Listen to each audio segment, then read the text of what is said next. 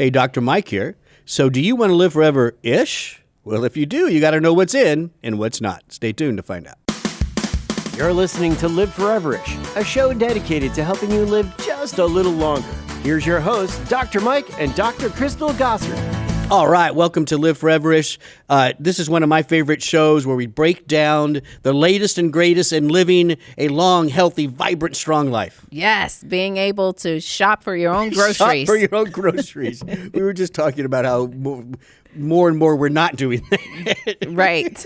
But sometimes you want to, Yeah. and you need to be able to get around. You want to at least have, if you decide you want to go shopping, or if you decide you want to go for a walk in the park or play around a golf, whatever you like to do, whether you're in your 70s, 80s, 90s, you should be able to do it. That's right. That's living forever-ish. Right. Strong, clear mind. There you go. Strong bones. Yes, that's great.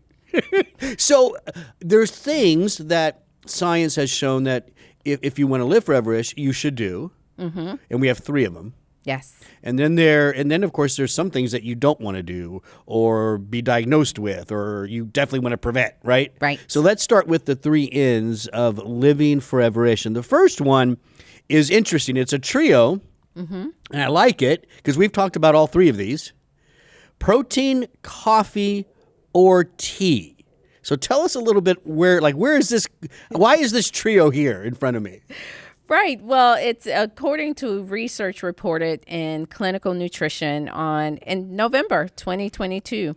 The researchers found a reduction in the risk of hip fracture among women with greater intake of those 3 items: protein, coffee, or tea. Right. So you find these types of association studies. Again, doesn't mean that there's a cause-effect type of relationship. But often you have these huge populations of people where they're taking surveys, we have data, and then we start analyzing. Tease things out. Tease it out. Here? And again, it's not conclusive, but it's interesting. And sometimes it does lead to more formal, clinical trials. Right. That's the goal. If you see, okay, in this particular case, we found a huge group of women, over 26,000 participants in the women's cohort study, a prospective study that enrolled women aged 35 to 69 years between 1995 and 1998. Right. So we've got this group. Yeah, big follow-up then, right? Yeah. Dietary questionnaires. Right, yep. And then now the researchers examine their diet and say, hey, what are these individuals consuming? And in this case, they're looking at which women experienced the hip fracture. Yeah, and so just to step back for a sec, this is an important topic. If you want to live forever-ish, I mean, hip fractures could be a no. For sure. It could be that don't get this. The older you get, especially in women, I think over 70 with osteoporosis, if they fracture a hip, there's a high mortality associated with that. Well, and they often lead to other chronic illnesses, loss of independence, and sometimes, more times than not, that's the end. It is. You hear, it's sad. Someone fell, fractured. Now there's in the this hospital. chain of events now. Yeah. Boom. Yep, for sure. So this is important to talk about, and in this case, it's nice to see just natural things that we do every day, protein, coffee, tea, that could actually have some effect here, right? Some benefit. Right. So there was a median follow-up of about 22 years. During that time, over 800 fractures occurred.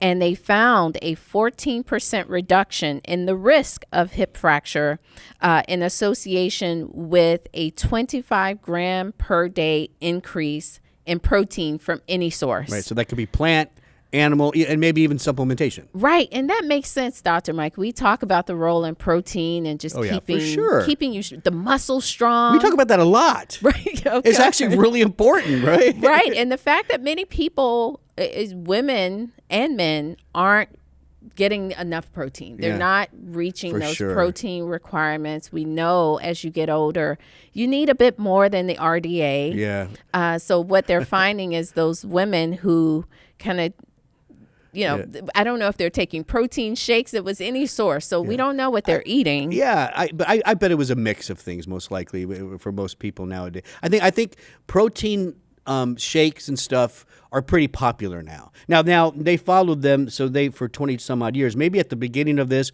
maybe it was less protein shakes and stuff, but probably towards the end, I bet that was a higher source of some of the protein. And it goes back to the idea too. One of the best ways to prevent osteoporosis and these fractures is you strengthen the muscles around the joint. And that's why weight-bearing exercises can be so important. Those muscles get stronger, and also the weight-bearing does stimulate, I think, some of those cells that help to produce bone as well. Yes, and it's really important for underweight women. I always think about my little aunts that are they're so tiny and kind of frail looking, and you wonder, you got to get that muscle up, get those bones stronger. Matter of fact, it says here, every additional cup of coffee or tea consumed was associated with a 4% lower hip fracture rate. Now, and to me, I think that's a no-brainer. Yeah. Have your coffee in the morning, maybe a cup or two. Most people have a couple of cups. They don't even know it because the mugs are so large. I can tell when you have a couple cups. Oh, of course. You're at a different level. And then have your tea in the afternoon. Sure, and that tea can be decaffeinated, caffeinated. Yeah, because it's not the caffeine, it's the polyphenols, right? In the coffee and the tea, right? Right. So we do know that coffee and tea, high polyphenols. You've said this before, Dr. Mike. Coffee is one of the number one sources of antioxidants. Oh, yeah. What is that? No, most Americans get their antioxidants from coffee. Yeah.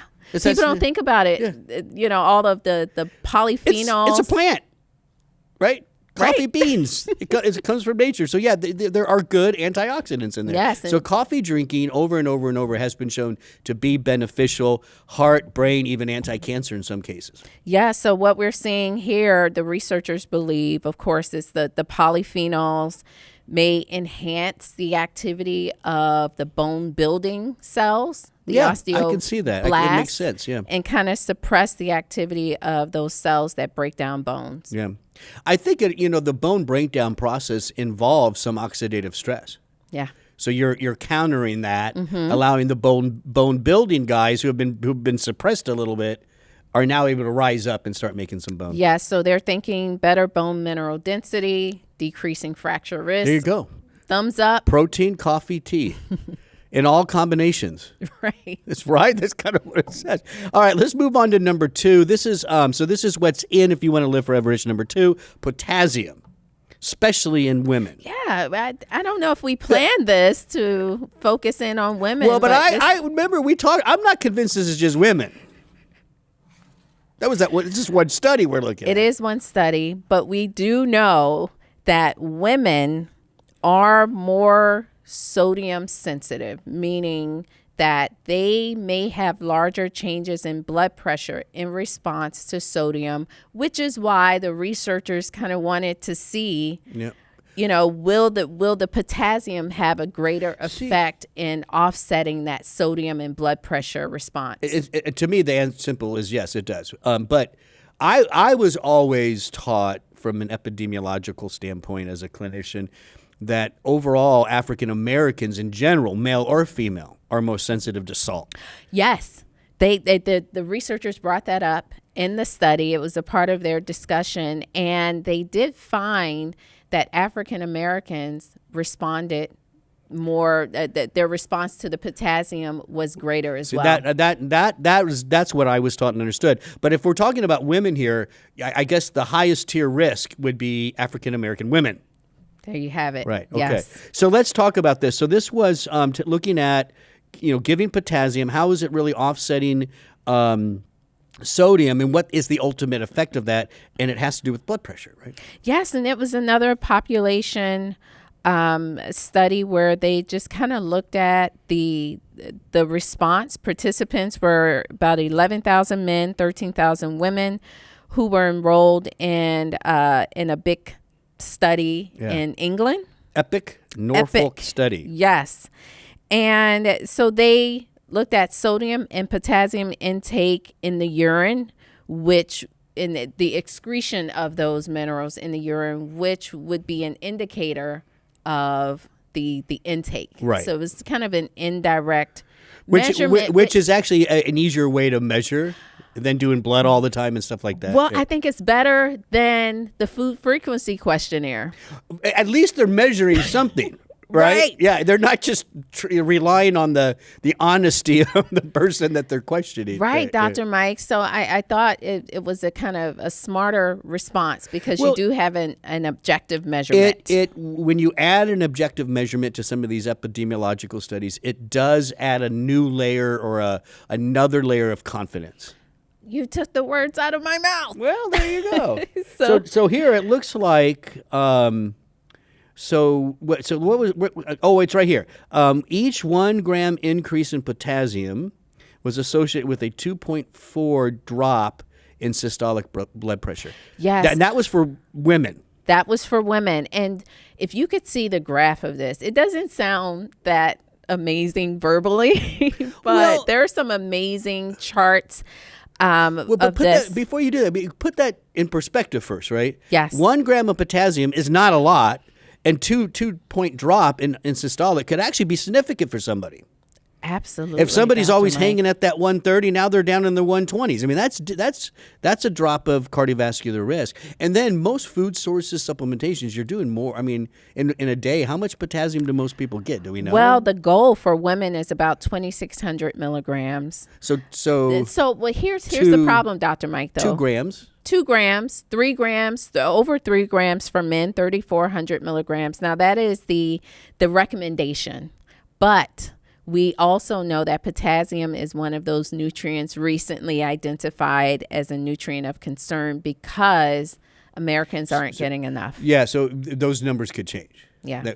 So imagine, a woman with 3 grams of potassium from a variety of sources. Now you're looking at a decent drop. Now, there's other variables there. That's why this needs to be teased out more in a more clear study. I think so, and that's the point that you were making. The researchers found in men no association was observed between potassium intake and systolic blood pressure, whereas in women the association was highly significant. I don't know.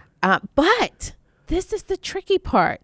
It's benefiting men in some way because both men and women that consumed the highest amounts of potassium had a lower risk of cardiovascular disease events. Just overall, right? So it's doing something. Now, whether it's blood pressure, endothelial health, who knows? It's helping in some way. So the takeaway message is, 1, we know that potassium is a nutrient of concern, nutrient of public health concern, and that is according to, information from the dietary guidelines of Americans. So we're not getting enough.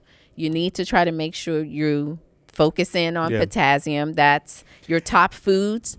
Prunes. Woo! You can get a double whammy from prunes. I love prunes. Blood pressure. Love them. And you can have a good bowel movement. I love a good bowel movement. Lima beans is your next one. Another double whammy there. Just the fiber from the lima. I love lima beans. The only way I can eat lima beans is a ton of butter. They are so good. So here's my takeaway. Okay. Man or woman, white, black, brown, blue, doesn't matter. We need more potassium. Yes. Done. If you want to live forever. So let's move on to number 3. Hot topic. Ooh. Well, it's not. I don't actually think it's that much of a hot topic. It's just a certain guideline change, and it made it a hot topic. And that's prostate cancer screening, mainly the PSA test. Right. Right. In men. So what I understand. I don't know, what year was it that it changed? 2012? Initially like that. 2008. So 2008, there was a change in how when men should start getting PSA and when it can stop. Right. So the U.S. Preventative Services Task Force, they make these overarching recommendations. They recommended against PSA screening for men older than 75 years.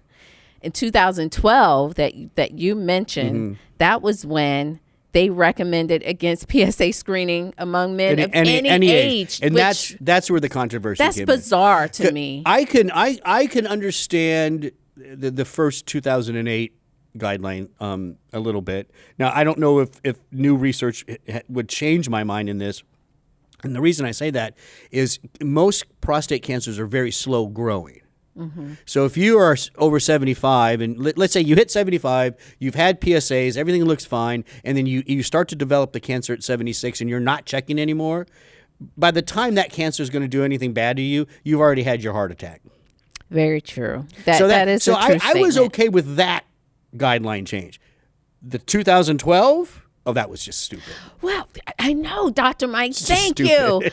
And I can remember our sponsor, Life Extension, wrote up articles about this when the first guideline, and the Life Extension owner, Bill Falloon, called it the U.S. Death Task Force or something like that. It's like it was a death sentence, and we were vindicated because in 2013 we started seeing metastatic prostate cancer rates increasing, meaning we missed a bunch of prostate cancer. And now we're catching it at a metastatic stage. Yes. Yeah. So now more men are dying. The fact that you're catching it at a metastatic stage is proof that we should be screening all the time, basically. Right. Yeah, and I guess, and one other thing, so if I back up and maybe correct myself a little bit, so even over the 75, now if you were living like most Americans, what I said before I think holds true.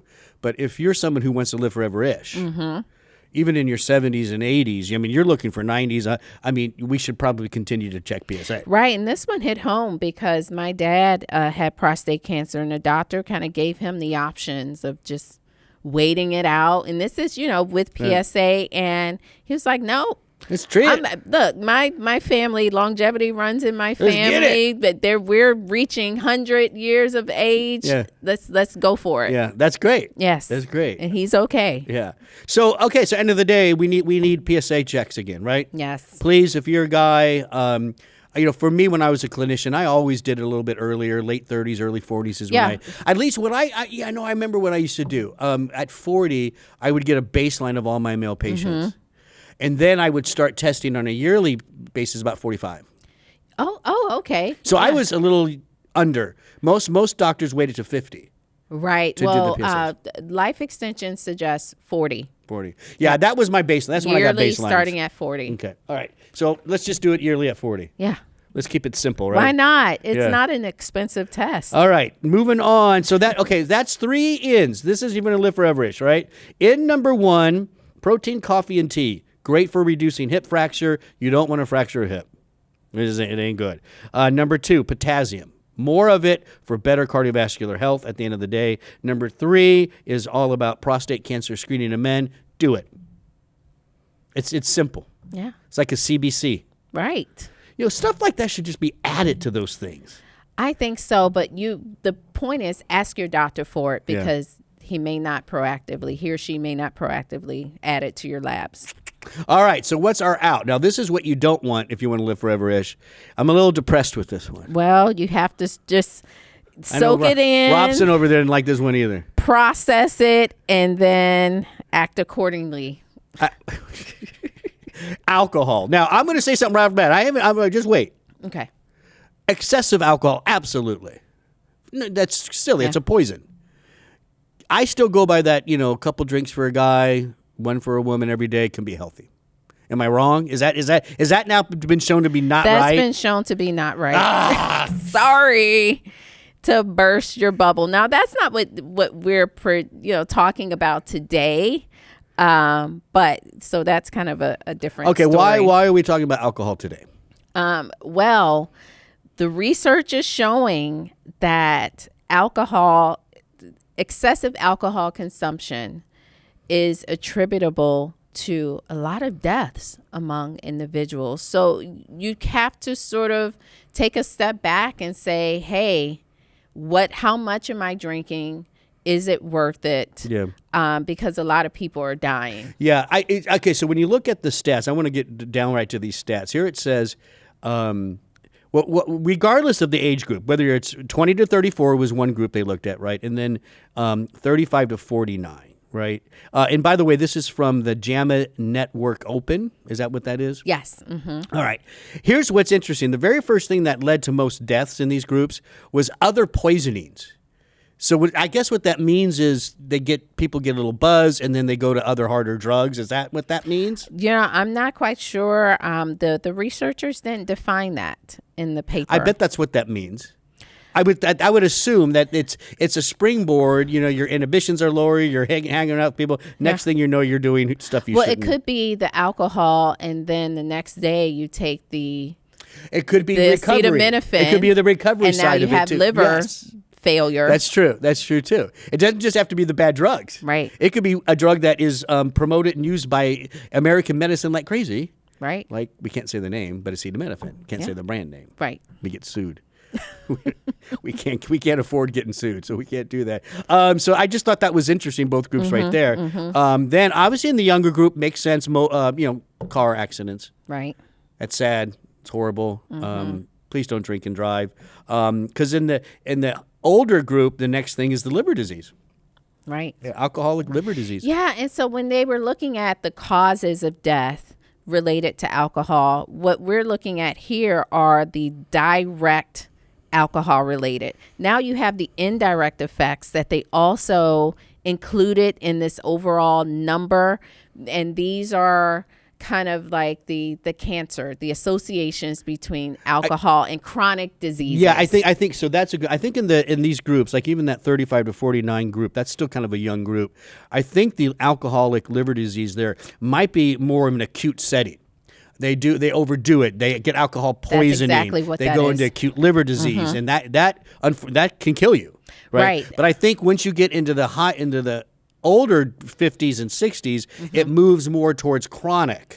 Exactly. Yeah. So, and when you look at how they evaluated it, the acute that you mentioned is related to the blood alcohol levels. So the acute causes of death, like the motor vehicle crashes, the homicide, they were looking at individuals who may have had 3 or 4 drinks and went out driving. Yeah. So that was the acute. And then the chronic goes back to what you talked about, Dr. Mike. How many drinks on average are you consuming on a regular basis? That was a medium of a greater than 1 alcoholic drinks for women, greater than 2 to less than or equal to 4 drinks for men. Oh, 4.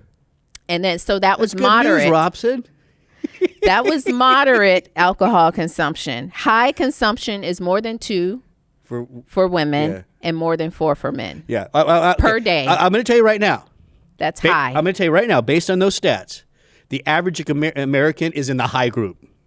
And that's why this study makes such a big difference, because individuals in the high group, I mean, this is translating to an estimated 1 in 8 deaths per year in ages of 20 to 64 attributable to excessive alcohol. In the younger ages, 1 in 5 deaths. Yeah. And again, we agree that in the older group, 50s, 60s, even 70s, we're looking more at like chronic pancreas disease. We're looking at more of the bowel issues that can get you. The chronic liver, it's more that stuff. Yeah. Right. So the takeaway message here, Dr. Mike, is may not necessarily be to avoid it completely, but think about your pores. Your wine pours at home in the evenings. You're probably going over. Well, remember the moderate. So I remember we went to a wine tasting once. Remember this? Yes. And we got poured a normal 5-ounce glass, and Crystal looked at it and said, "That's it?" I know. Well, when you pour at home, it's much more. It's much more. Much more. Yeah. And if you're doing hard liquor, most guys are doing more than 1 shot. Well, what I suggest, it's maybe over the top, those of you who are listening, but it matters. Pull out your measuring cup for your alcohol, for your wine. The problem is that works for about 2 glasses. Well, because that then should you're be- like, woohoo! And then No, that's the thing. And if you can't stop at the if 2 glasses, now you can't control your pour, then you probably should just not do it. thank you. Yes. Yep. Understood. So that's your out for living forever-ish. Alcohol, just, you know what? People do it. People drink, and that's fine. I enjoy, you know me, I enjoy my light beers, swimming in the pool. Is that a statistic, dying while you're swimming in the pool? That wasn't on there. No. So I think you're okay. I need to put some floaties You better on. put your life jacket on in Light the my life pool. jacket in the pool. I want to thank everybody for listening today. Don't forget, you go to liveforeverish.com where you can download and listen to so many other podcasts. When you do, like, share, comment, and subscribe so you never miss a show. As a matter of fact, we call it the 1-2 punch. liveforeverish.com, 1-2 punch. You give your email to join the Live Foreverish family, and then you can subscribe to whatever place you like to listen to your podcast. Yeah. 1-2 punch, liveforeverish.com. I'm Dr. Mike. Thanks for listening.